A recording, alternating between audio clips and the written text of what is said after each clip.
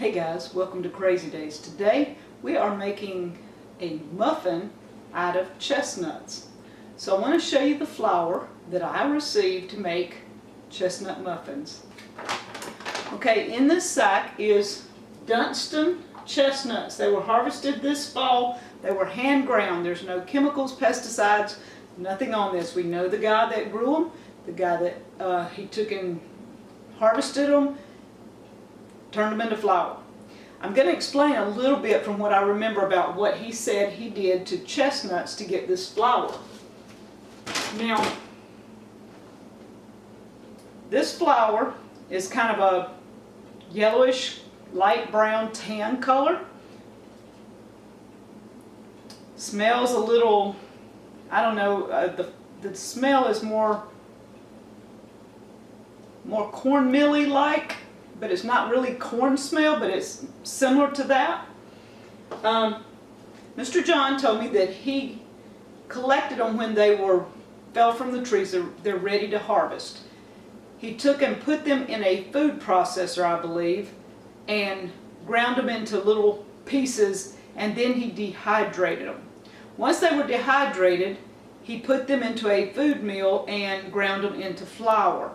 So it's really a pretty simple process. Doesn't take that long. It take a few days, but I mean it's not much of a process except for waiting on a dehydrator. So I have made cookies with these, and the cookies that I made, the recipe that he sent was very simple, and it was very dry cookie. So I added a few things, and mine turned out more like a graham cracker. Seemed to be pretty good. So today we're going to be trying the muffins.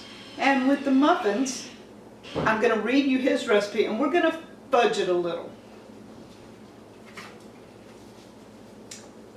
Okay, his recipe says 1/2 cup of chestnut flour, 1 teaspoon of baking powder, 3 tablespoons of honey, 3 tablespoons of almond, peanut, or any other type of butter, 3 eggs, and you mix everything together and bake 15 to 20 minutes at, he's got 425 degrees, I guess. That looks like about right. Okay, so we're going to fudge it a little bit.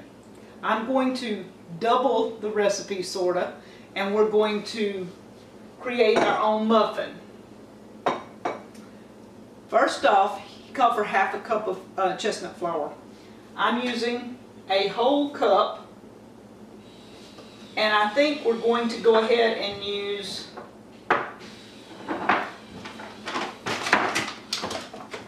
I'm going to add approximately close to 1/2 cup because I want to make enough muffins to fill all 6 of my little muffin tins.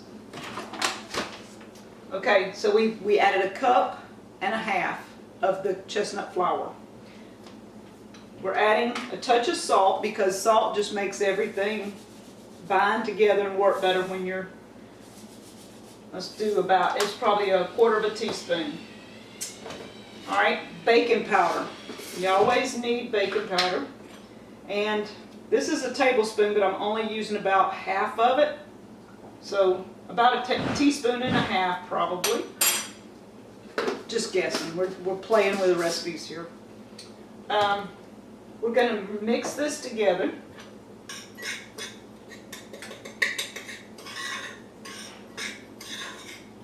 Okay. I'm going to be adding 1/2 cup of sugar, and we're going to mix that together. Okay, now comes our ingredients to make it all bind together. I'm going to do 3 eggs, 1/2 cup of milk. I'm going to be using baker's extract, which is chocolate and vanilla together. So we're going to put about a teaspoon of this in there.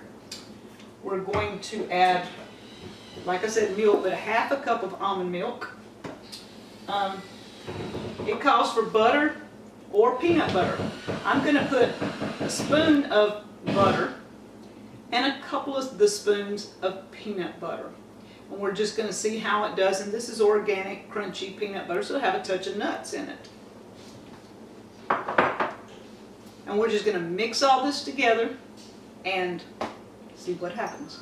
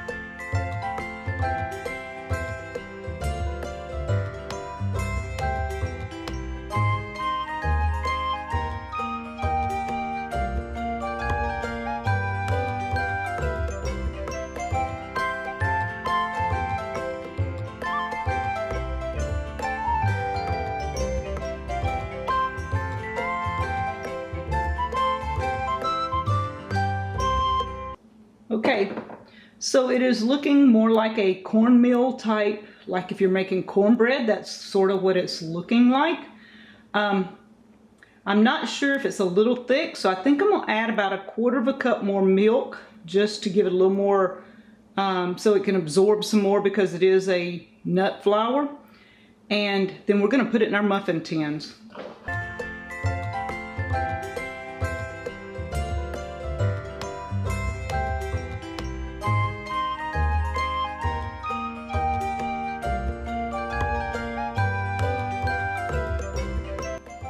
Okay, here we have our candy corn muffin papers. We're going to be filling those. We have the oven set at 375 already because we have some things in there. And we're going to add these muffins to it.